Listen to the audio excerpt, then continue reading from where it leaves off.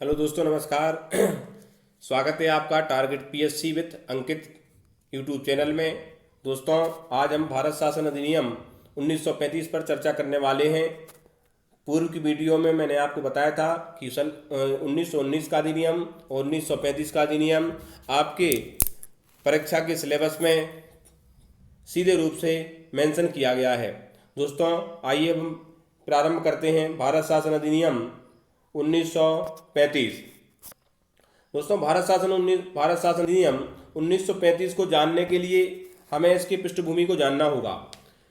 इसकी पृष्ठभूमि को समझें तो 1930, 1931 और 1932 में जो लंदन में 3 गोलमेज सम्मेलन हुए, उन सम्मेलनों में जो संवैधानिक सुधारों से संबंधित बातचीत हुई और जो संस्तुतियां हुई, उन संस्तुतियों के फलस्वरूप इस अधिनियम का निर्माण किया गया। अब इस अधिनियम की जो भी प्रावधान है, जो भी इसकी विशेषताएं हैं, अब हम उन पर चर्चा कर रहे हैं। दोस्तों, एक बात और जानिए कि आपसे प्रश्न परीक्षा में पूछा जा सकता है कि भारतीय संविधान के अधिकांश प्रावधान कहाँ से लिए गए हैं, तो भारत शासन अधिनियम से लिए गए हैं। दोस्तों, यही कारण है कि अधिकांश प्रावधान इसी अधिनियम से लिए गए हैं। इस कारण से ब्लूप्रिंट या भारतीय संविधान की छायाप्रति भी कहा जाता है। दोस्तों, इसमें यह एक ऐसा अधिनियम था जिसमें अखिल भारतीय संघ का इसमें प्रावधान था कि भारत में अखिल भारतीय संघ की स्थापना की जाए। इस प्रकार का प्रावधान इस अधिनियम में किया गया आता था। तो आइए अब हम प्रारंभ करते हैं भारत शासन अधिनियम 1935।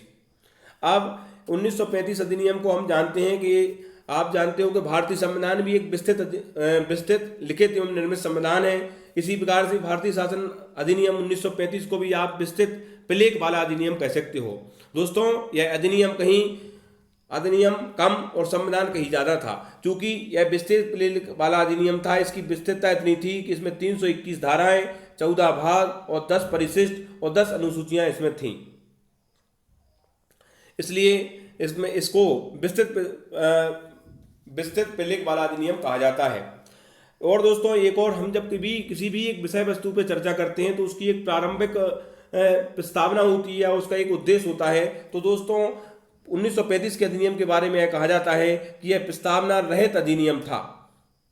अब प्रस्तावना रहित अधिनियम कैसे, कि प्रस्तावना रहित अधिनियम का तात्पर्य यह है कि प्रस्तावना रहित तो था, लेकिन यह कहा गया था कि इसकी प्रस्तावना वही होगी जो सन 1919 के अधिनियम की होगी।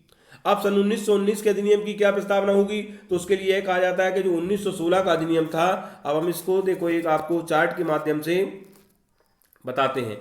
जो 1919 का अधिनियम था वो 1916 के होम रूल लीग के बाद जो मॉन्टेग्यू घोषणा हुई थी, उसका अधिनियम की जो प्रस्तावना थी वही इस अधिनियम की प्रस्तावना होगी।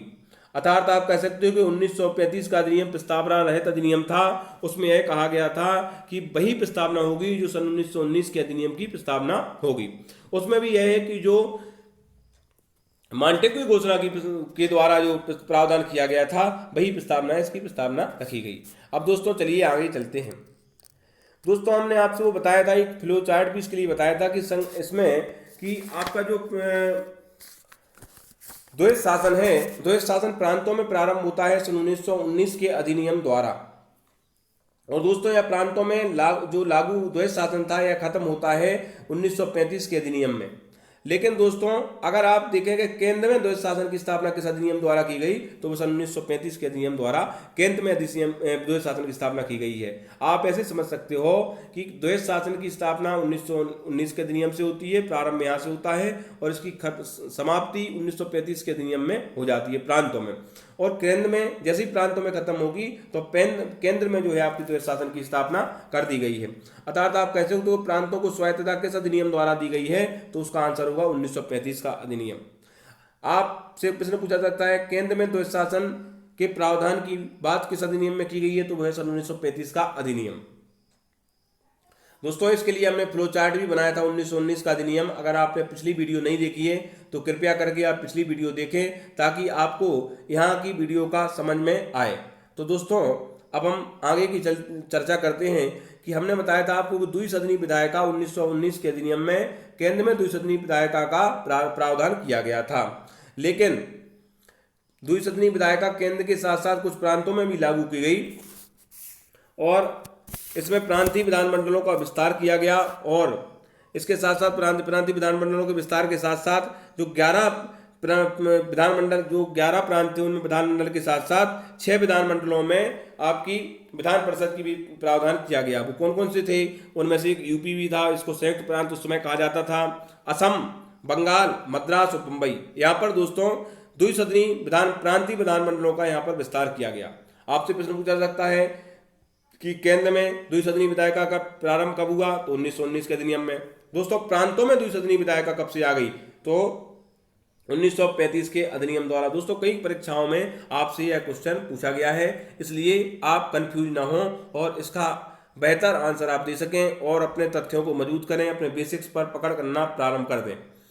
दोस्तों उस समय जो उत्तर प्रदेश, आज का जो उत्तर प्रदेश है, उस समय उसको संयुक्त प्रांत कहा जाता था। आप भली भांति इससे परिचित होंगे।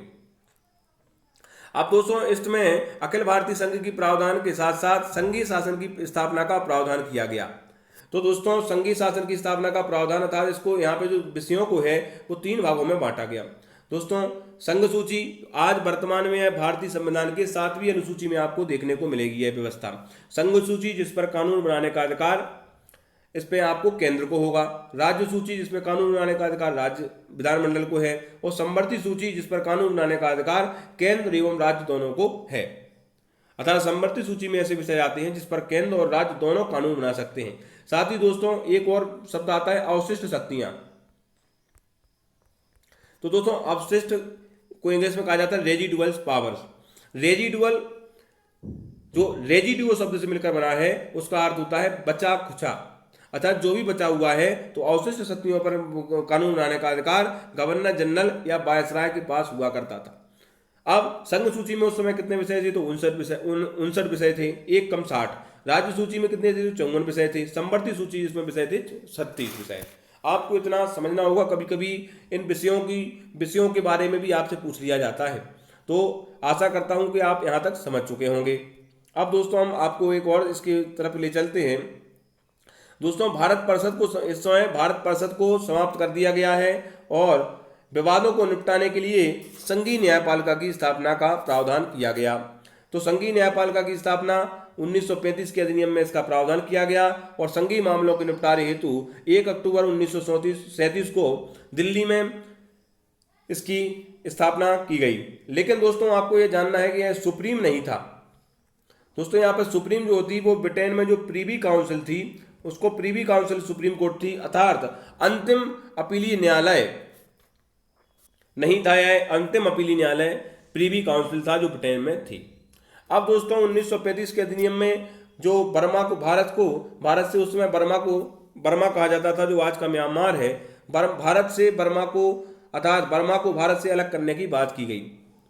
बर्मा अदन एवं बरार आप अदर पुस्तकों में देखेंगे, लेकिन आपकी परीक्षा की दृष्टिकोण से आपको बर्मा याद रखना है कि किस अधिनियम में बर्मा को भारत से अलग करने की बात कही गई। तो दोस्तों 1935 के अधिनियम में बर्मा को भारत से अलग करने की बात कही गई। दोस्तों मुद्रा और साख नियंत्रण के लिए आरबीआई की स्थापना का प्रावधान भी 1935 के अधिनियम में किया गया है। आपसे प्रश्न में कभी कभी पूछा जा सकता है, तो यहां तक ध्यान रखिएगा। दोस्तों यहां पर इसी अधिनियम में मताधिकार का भी विस्तार हुआ। जो आपका वोट देने का अधिकार होता है वो मताधिकार का भी विस्तार इसी अधिनियम में किया गया। तो आपसे दोस्तों इसमें टाइप नहीं हो पाया है, आप ध्यान रखें कि मताधिकार वोट देने का अधिकार, सार्वभौमिक बयास मत का अधिकार जो आप आज देखने को मिलता है, लेकिन उस समय आप मताधिकार कहें उसको, कि वोट देने का अधिकार भी 1935 के अधिनियम में इसका प्रावधान किया गया था। दोस्तों जनसंख्या को मत का अधिकार प्राप्त इस अधिनियम में किया गया। और आप इतना समझते हैं कि हमने आपको बताया था कि 1919 के अधिनियम में लोक सेवा आयोग का प्रावधान किया गया था, और लोक सेवा आयोग का हमने आपको विकास क्रम भी समझाया था कि लोक सेवा आयोग का प्रावधान 1919 में हुआ। इसके बाद ली आयोग बना और फिर सीपीएससी केंद्रीय लोक सेवा आयोग बना।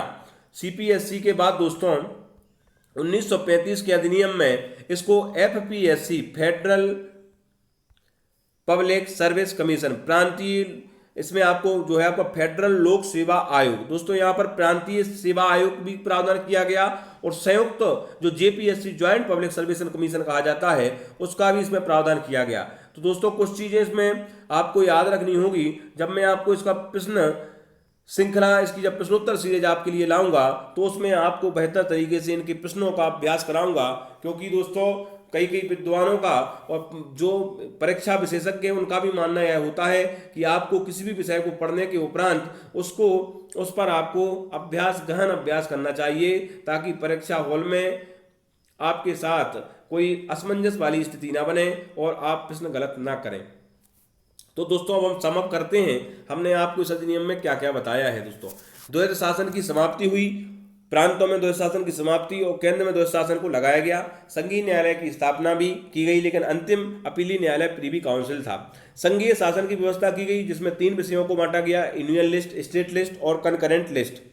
इसके साथ साथ आपको अवशिष्ट शक्तियां जो थी वो गवर्नर जनरल के अधीन आ गई। बर्मा को भारत से अलग कर दिया गया और मताधिकार का विस्तार किया गया।